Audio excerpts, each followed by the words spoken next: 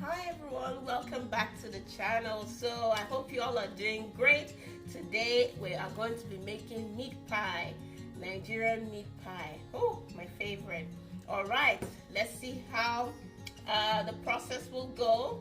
I hope you all are doing great. Like I said, if you're a new subscriber here, welcome, welcome. This is a place of recipe videos, lifestyle, home and garden. All right, and to my OG, you know I love you, and thanks for returning and thanks for your support. All right, so what do we have first? Here we have flour. This is all-purpose flour. I have about 6 cups here. I have already sifted the flour, so you know it's not clumpy, it's fine and sift. Okay, and then I have baking powder. So I'm just going to tell you the ingredients as we go along, or show you the ingredients rather. All right, so my baking powder, this is half a teaspoon, right? So we're going to put in half a teaspoon here. You can sieve it if you choose to, but it's fine for me. So I'm putting 1,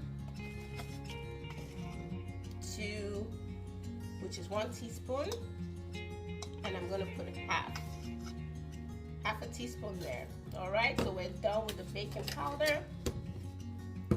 And one thing I'm going to put, I like to put in my powder, or my dry ingredient, is onion powder. So we're going to put a little bit of onion powder. This is about, I'll say, half a teaspoon, right? All right, guys, next we have salt. So I'm going to get this open here, and then this is half a teaspoon. Let's put another half a teaspoon, and that should be good. You know why I'm adding that much salt? Because the margarine I'm using, this is 80% vegetable oil. The margarine I'm using is bland. It doesn't have salt in it. If I was using salt-based butter, I will not put this amount of salt. So my hands are clean, my nails are short, and so I'm going to go ahead and mix the flour. All right.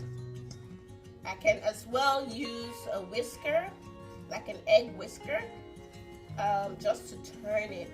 You know, you want to create some air in the flour as you're doing so. At least in my experience, it has helped. So now that I've done that, we have all ready to go. Some people add sugar to make their dough a little bit sweet, but no, we want everything savory at this point. So we're going to add butter. So right here, I have a full stick of butter, cold butter.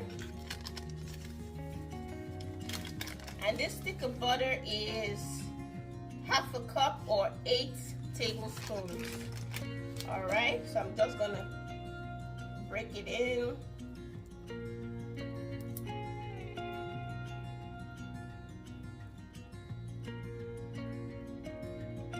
Okay, and then I'm going to add a little more so you can see the actual measurements.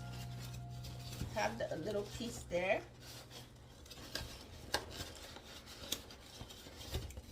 Where is my butter? All right, so we want to add half of a stick, which is 4 tablespoons. Okay, let's keep the rest, put it back in. We're gonna put that in the fridge. Okay, so we're gonna add the rest. Okay, so we have our butter, and now we're just gonna mix.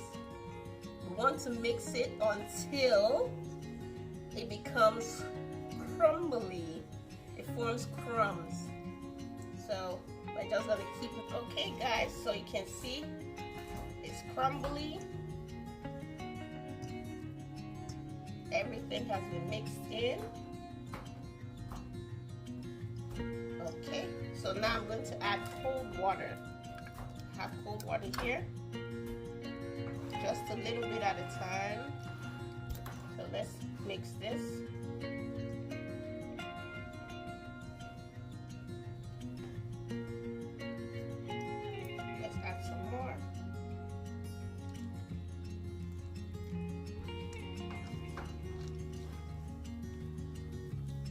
Remember, my hands are pretty clean. My nails, I don't have long nails this time, so otherwise I would have put on the gloves.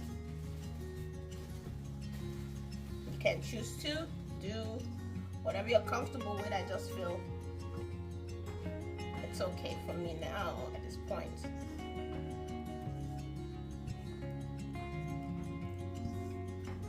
By the way, having long nails while doing this won't be visually appealing, so we're going to add some more, and we're going to knead away. Okay, here it is, guys. We don't want to knead it too much, so now we're just going to let it sit while we create the roux. Not just through the filling. All right, so we're gonna just let it sit.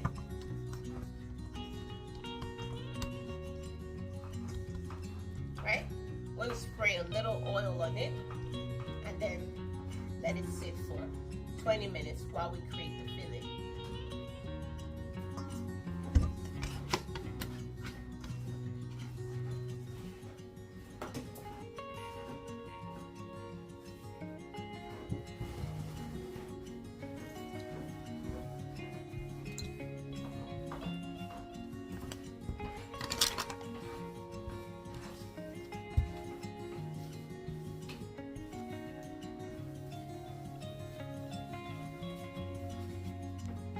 Okay guys, so for the filling we have bouillon cube. All right, we have bouillon cube. Then we have carrots, we have bell pepper, okay, and since the resistance, we have ground beef, we have cut up potatoes. All right, that's a plain potato cut up and ready to go. If you notice, they're all in cubes. We have onions, all right, and then for seasoning we have thyme. You see the amount I'll use as we are preparing it. We have curry, a little bit of salt. We're going to put just a little bit, all right, and that's about it, and oil. So let's go over to the gas cooker. All right. All right, guys, so we have the pot, and let's turn on the gas cooker. Let me start again. All right, guys, so now we have our pan. Let's turn the gas cooker. Whoa, ready to go. Okay, so we're going to put in a little oil.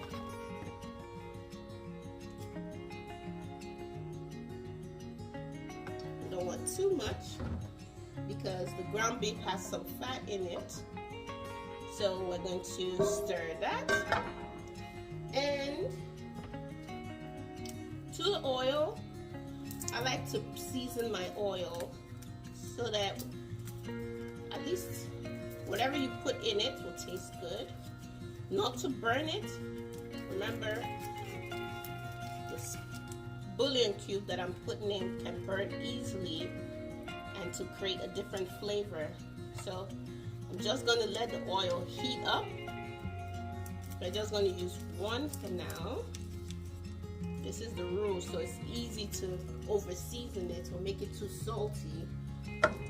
So this is heating up already. Then we are going to go in with, I have to get my spoon here, thyme. I put 2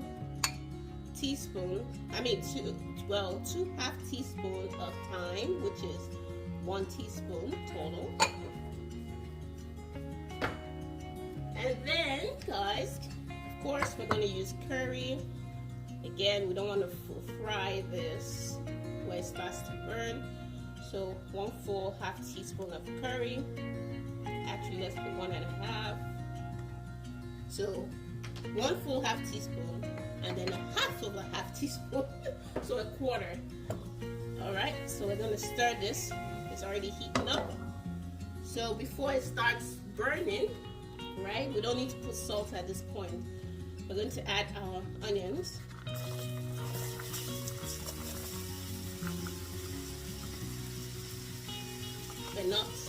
We don't want it to fry, over fry. All right. And then we're going to put our ground beef. Just get that juice going on. Okay, so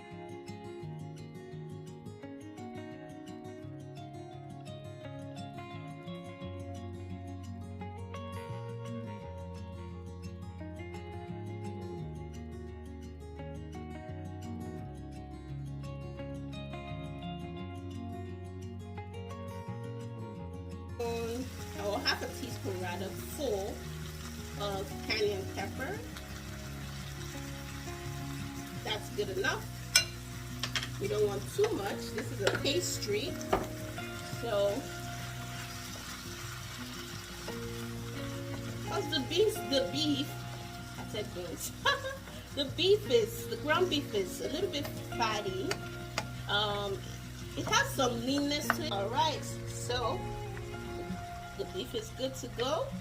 So what we're going to do now is to add our potatoes. So let's go ahead. We're not going to allow it cook through thoroughly because remember it's going to still bake.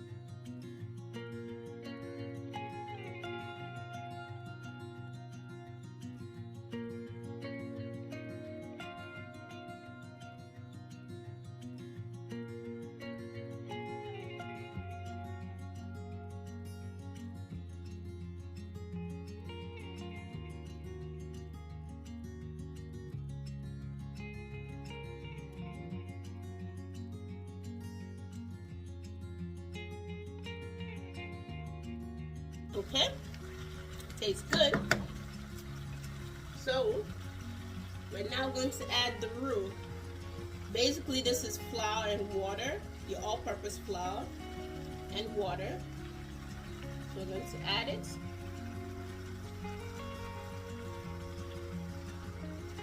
And I used about 2.5 tablespoons of flour and then water to that consistency. So we're going to give that a stir. All right, so here we are. It is ready. Nice. I wish you could actually see. I don't know if the color is coming across on screen, but it is. Here it is. It's ready. We're going to turn off the heat and allow it cool. We want it to cool, and then we'll get back to our dough, our meat pie dough.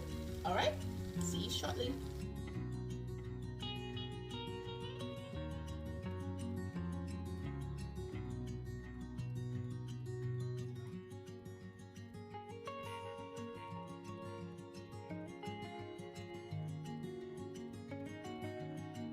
Okay guys, so off camera, see, I made a whole lot of meat pie, I want to say patties, flat round circles, and I left one so that I can show you how I made them. I have 1, 2, 3, 4, 5, 6, 7, 8, 9, 10, 11, 12, 13 of these so far, and this is the amount of dough left with a little bit of leftover. So let me show you how I made that.